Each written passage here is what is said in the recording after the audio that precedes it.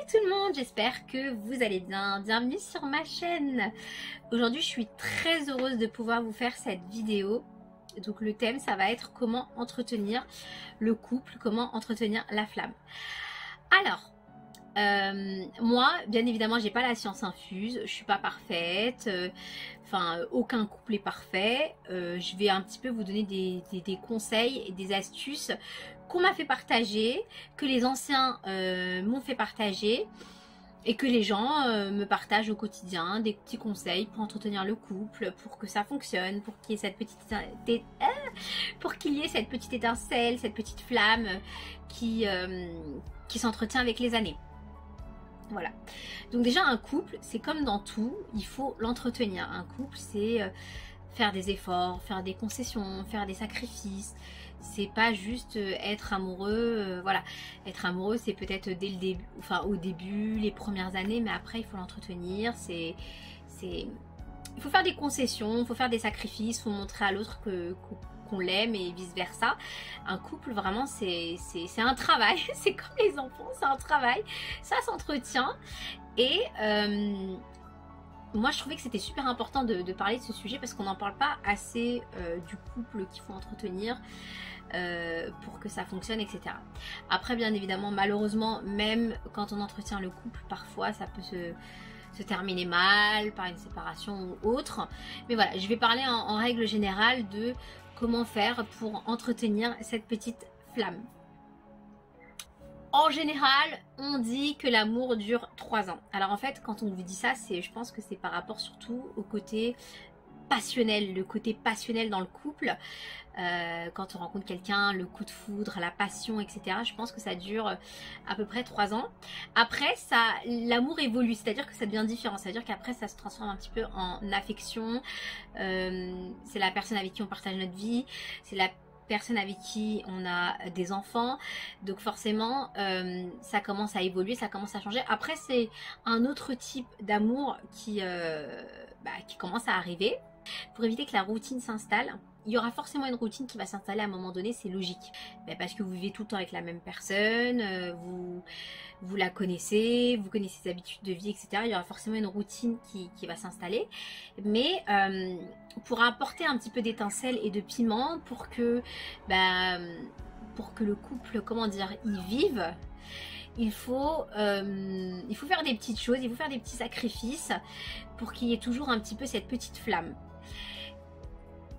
Et moi, d'après ce que j'ai pu voir dans mon entourage, etc., les gens, pour entretenir la relation, alors tout d'abord, ça va être la communication. Ils vont beaucoup communiquer avec la personne. Après, bien évidemment, vous allez me dire c'est facile à dire qu'à faire, parce que quand il y a des grosses embrouilles, c'est pas évident. Mais il faut essayer de communiquer avec la personne quand ça va pas, surtout après la tempête, hein, pas quand vous êtes vénères l'un et l'autre. Après, quand ça s'est calmé, vous essayez de communiquer, vous essayez de parler. Donc le premier point clé pour qu'un couple fonctionne et qu'il y ait toujours cette petite étincelle, cette passion, c'est la communication.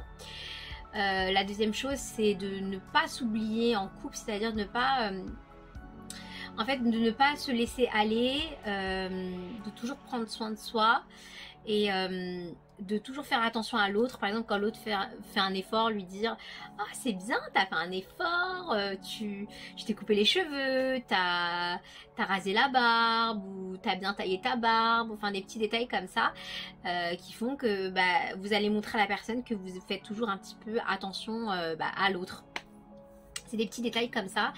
Et puis après, bien évidemment, c'est la compréhension, le fait de faire des concessions pour la personne, le fait de faire des sacrifices pour la personne. Ça permet de montrer à la personne que vous tenez à elle. Donc ça permet d'entretenir cette petite flamme, cette petite étincelle. Et moi, je pense aussi, ce qui est important pour entretenir le couple, c'est de garder ce petit côté enfantin. Bon, après, il y en a qui vont me dire que non. Après, je pense que ça va dépendre du couple, des personnalités. Mais de garder ce petit côté enfant, ça permet d'être toujours dans ce côté joyeux, dans ce côté...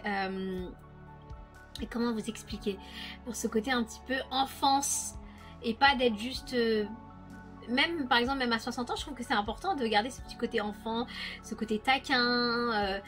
La taquinerie, comme on dit, qui aime bien, châtie bien, il faut vraiment le conserver et ça, il faut vraiment le préserver.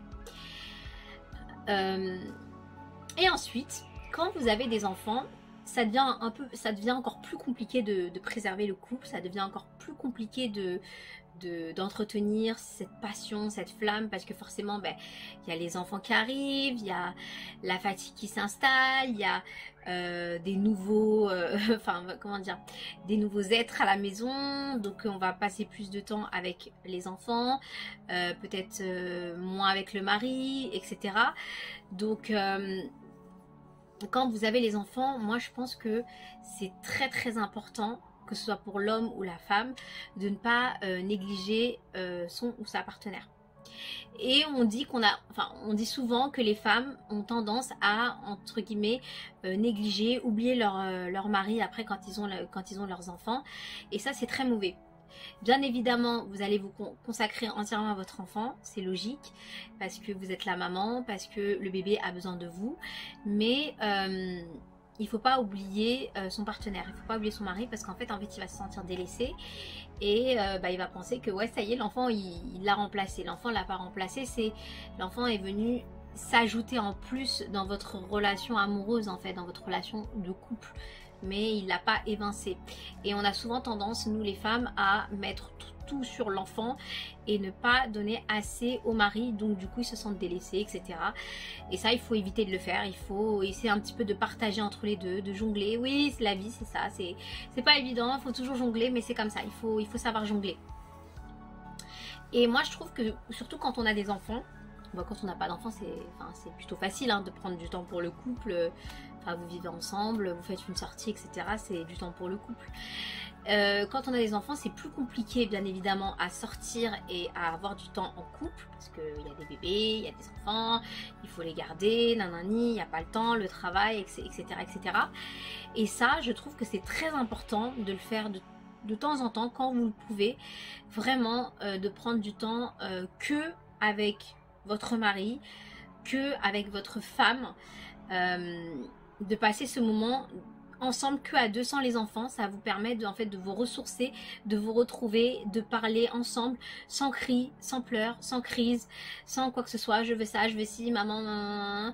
Voilà, vraiment pensez qu'à vous deux, ne pas penser aux enfants, vraiment avoir ce moment que pour vous, que pour le couple. Et ça, je trouve que c'est primordial, parce qu'en fait je trouve que quand il y a les enfants, la relation elle change, parce que vous allez beaucoup vous consacrer à l'enfant, et lui aussi du coup il va se consacrer beaucoup à l'enfant, et vous allez vous sentir vous aussi un petit peu délaissé, lui aussi un petit peu délaissé, et même vous allez être vraiment dans votre bulle familiale, enfant, etc.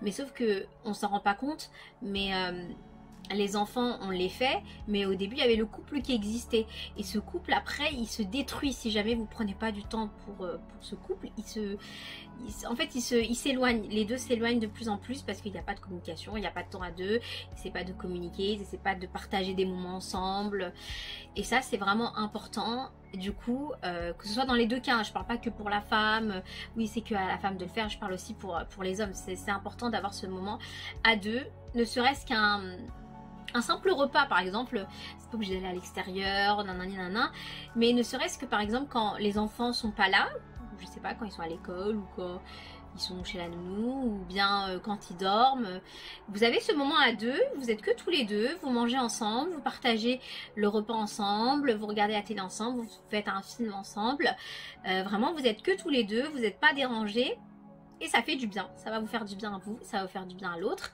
Et ça va vous permettre en fait de toujours garder cette proximité, cette intimité entre vous, et du coup ce côté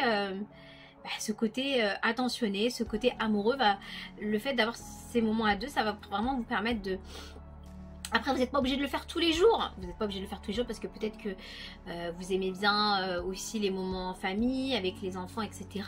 Mais 2 à 3 fois par semaine, de vous retrouver à deux, partager un petit repas ensemble, partager, je sais pas moi, des moments de rigolade ensemble, une douche ensemble, je sais pas, c'est des moments de qualité avec votre mari quand les enfants sont pas là.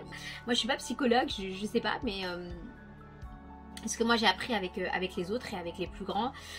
Ils m'ont toujours appris à faire comme ça. Ils m'ont dit que c'était important d'avoir ces moments de qualité. Donc bien évidemment j'essaie de les mettre en place. C'est pas toujours facile de mettre ça en place quand on a une vie très très active, etc. C'est pas toujours évident, mais il faut essayer de le faire quand on peut. Voilà, voilou. Donc c'était mes petits conseils que je voulais vous faire partager, mes petites infos, etc. que je voulais vous faire partager dans cette vidéo. Du coup j'espère que cette vidéo vous aura plu. Et puis moi je vous dis à très bientôt pour une prochaine vidéo. Ciao ciao.